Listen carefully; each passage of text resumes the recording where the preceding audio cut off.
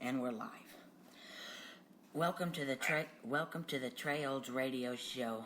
It is Saturday, 12 p.m. noon Central Standard Time. I have a very special guest today, Miss Linda Kenyon. Hi, how are you? I'm very well, thank you, Trey. Is this loud enough? Yes, it is. I can hear you. Good. I have some questions for you. You're ready to answer the questions? We'll see. Okay. What was your most memorable role in voice acting and acting in general? Well, I have 3 one-woman shows, and I really enjoy doing the Eleanor Roosevelt show. One of the scariest things was being an understudy. I had to call in every day, and there were very few rehearsals. Wow. That was memorable. Very few rehearsals. I mean, they want to rehearse the main people that are going to be doing the show. But as an understudy, there you are in the supermarket, and it's like, whoa, I better call in and see if they need a substitute tonight. And no, they don't. Okay, good. We were supposed to look at the show, but we were not rehearsing. Of course, we knew the lines. It was like one rehearsal. So that was scary. I don't know that I'd do that again. It was pretty scary. But and then another thing that was sort of memorable was it was just a short show, and during this show, the person who was supposed to be my ex-husband was supposed to be scrambling some eggs on an electric frying pan to prove that it would work, and he was going to sell it. Okay. Those eggs never got scrambled. Every single night, he had to eat a mess of raw eggs, and it was just sort of awful to watch. and that show also, we rehearsed at a friend's house, and my supposed ex and I had a little shouting match, and the dog just, oh my, he couldn't stand that. He'd go under the sofa and whine. Dogs don't like you to be yelling. Yeah. But I don't know. I'm thinking that maybe you found me because you played the Morrowind games, Morrowind, Wormhole, Oblivion, Special Edition, the Elder Scrolls. That's how I found you. Yeah. That's how, because... Yeah. And those were wonderful. Those are so fun to do. I really, getting burned alive and all that. It's really interesting. They saved that for the last, because then you're going to blow your voice if you start yelling too much. But I always think that if you're a baby, you yell and scream for a whole hour, and you don't wear your voice out. It's just that a baby sort of relaxes, doesn't clutch up for yelling, just lets it go. And so, that's what I try to do when I have to do that. Yeah. You mentioned you do one-woman shows. I've read that you do a lot, like stage acting. You do Julia Child, Eleanor Roosevelt, and what was the other one? I don't remember. The other one is Babe Dietrichson Zacharias, who was a golfer, an all-around sportswoman, a real sort of tomboy girl from Texas who was in the 1932 Olympics in track and field. She won a gold in the javelin, a gold in the 80-meter hurdles, and a silver medal for the high jump. Wow. And she really probably would have won a gold in the high jump. They didn't let them compete in any more than 3 events. But she was, the javelin is your arm, the 80-meter hurdles is running, and then the other one jumping. Those were 3 distinct skills in track and field, and she aced them all. Wow. And she was amazing. And she competed with the boys because the girls didn't give her enough competition. And then she got, tomboy attitudes, bragging and besting the other anyway, a lot of some bragging and showing off, and that didn't appeal to a lot of the people in those days. They wanted sportswomen to be ladylike. Yeah. And she didn't quite fit the bill. But and then she got cancer, and no one talked about cancer in the 50s. That was, a while ago. Yeah, difficult time. But she did. She made a big, and she did a lot of fundraisers for it, and made no secret that she had cancer. Yeah. She went to the White House and talked to President Eisenhower. He loved golf. She was a great golfer. So, yeah, she's a fun character. Yeah. That's amazing. So, I want to be an actor when I grow up, so I've been interviewing a lot of inspirations and actors I like. So. Yes, and one thing is memorization is very important. People don't do that much anymore in schools. Mm-hmm. My mother was an actress, and her name was Margaret Mullen. She was a Broadway actress. Oh. And when she was a child, she and her father had, if they liked a poem, they just memorized it together. And she memorized the Gettysburg Address, and then this was back in the old days. Yeah. And when some men from the Civil War who had fought in the Civil War came to her school, she recited the Gettysburg Address to them. Wow. And they said they'd never heard it so good. Yeah. It was, How did you get? She was when she was 16. And you're 16, right? Yes, I am. Or is that a secret? Is that a secret? No, it's not. But when she was 16, she was taking acting lessons in Boston, and she was an understudy. Mm-hmm.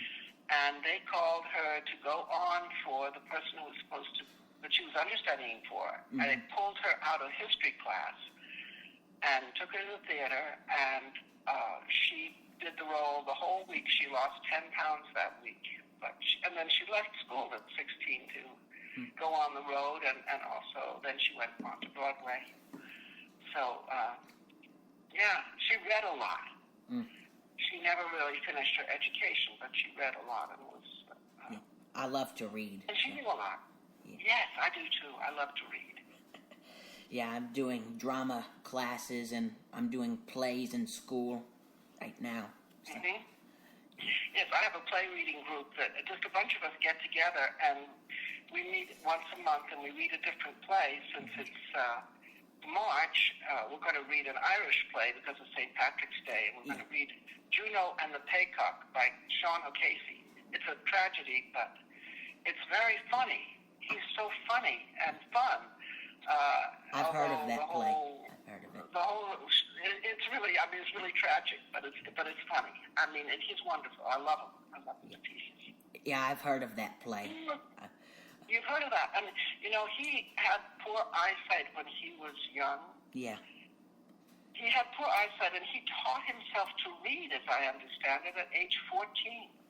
He was a laborer. He didn't give up until he had, he was writing, but he didn't give up his laboring job, often, like from 6 o'clock in the morning to 6 at night. Wow. Digging and doing whatever. I don't know. How did you get started in acting? What was your big break? How did you get started in acting? Hello? I'm afraid we have some technical difficulties.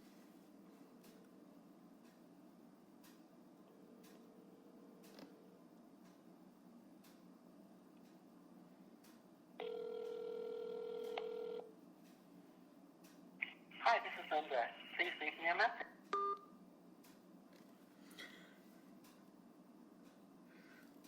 I'm afraid we're having some technical difficulties with Miss Linda Kenyon. But we'll try to get her. Hi, this is Linda. Please.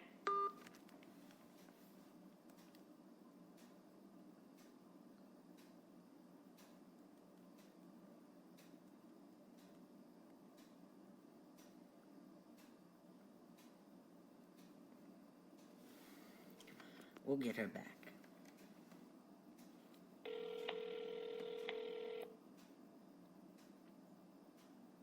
Hi, Trey. I don't know what happened. Yeah, I don't know.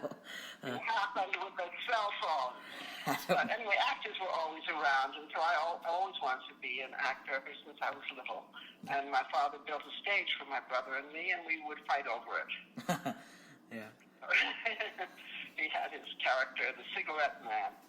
And I don't know what I was doing.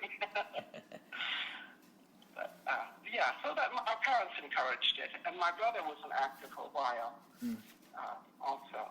Yeah. He was a character man, very nice-looking, very good-looking person. They said he was a character actor in a leading man's body. Yeah. Do you have any upcoming projects as an actor, a voice actress? You know, I would love to do more voiceovers, and I especially like to do educational and things like that, National Geographic, Discovery Channel, that kind of thing. That's what I like to do. I mean, that brings in a little more money, and it also is always something interesting, and it's always something that, you learn something new every time. Yeah. So it's an education, and it's fun. Yeah, you learn something new every day. Every time it's different. It's something different. It's a new project. I have done some things for Discovery Channel. I did The Last of the Tsars, which was a 3-part series about the Romanovs. And then I also did something called France's Forgotten Shame for Discovery, which was about the Holocaust in France. Yeah. I mean, back in the 40s. Yeah. And, that was a terrible thing. It was.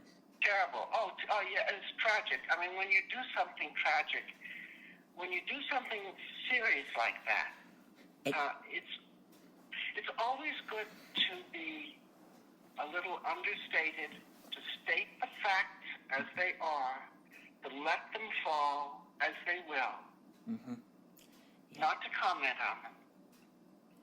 Just to be somewhat affected, but not to over-dramatize them. Yes. And just to be very serious. It's funny because, sometimes as an actor you can be goofy and other stuff, I mean, just silly or whatever it's called for, just being right there. Yes.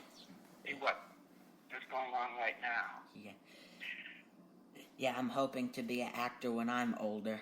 I've always loved acting. Yeah. Well, I mean, in school, do you go to school or you homeschool? I go to school. You go to school. So, they probably do a play or two. Yes, they do. I've been reading a play in drama class. I've been interacting and all that. We've been doing Shakespeare plays.